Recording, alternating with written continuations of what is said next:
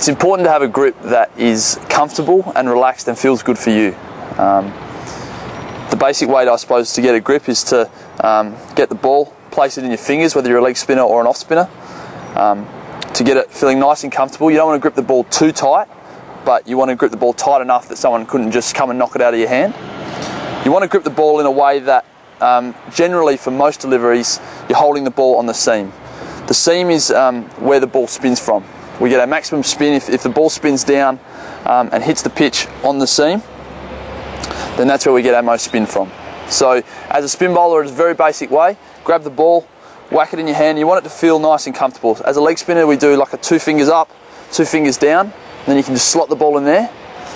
As an off spinner, you're using these 2 fingers a bit more, so you're going to spread your fingers over it as sort of such. I think the important thing with a grip is that it feels comfortable, that as you're running into bowl, you're not thinking too much about it. You get it in your hand, it's nice and comfortable, and then you can bowl the best ball that you possibly can. A crucial thing for all spin bowlers is to spin the ball really hard. When we spin the ball hard out of our fingers, that's when we create drift, curve. That's when we get the ball to deviate off the wicket by side spin. That's when we maybe even get the ball to drop. So we've got to spin the ball hard. Every time you bowl, whether it's a leg spinner, an off spinner, a wronger and a toppy, you want to spin the ball as hard as you can. Out of your fingers, feel nice and relaxed, and give it a rip. As a leg spinner, you want to feel the ball coming off this finger here. It's just crucially important that we spin the ball as hard as we can. It's important for all spin bowlers that when the ball heads down the pitch towards the batter, that it's landing on the seam. We want the ball spinning on the axis of the seam so that it hits the seam and we get our maximum spin, our maximum bounce. The ball also will curve through the air.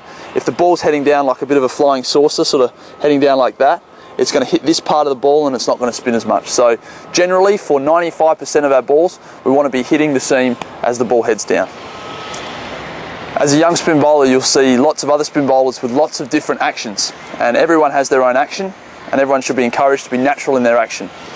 As a growing, developing spin bowler, I'd encourage you to try and get as side on as possible. By that, what I mean is, if I'm bowling towards you here, that I want to get my feet, my hips and my shoulders as close to side on as possible.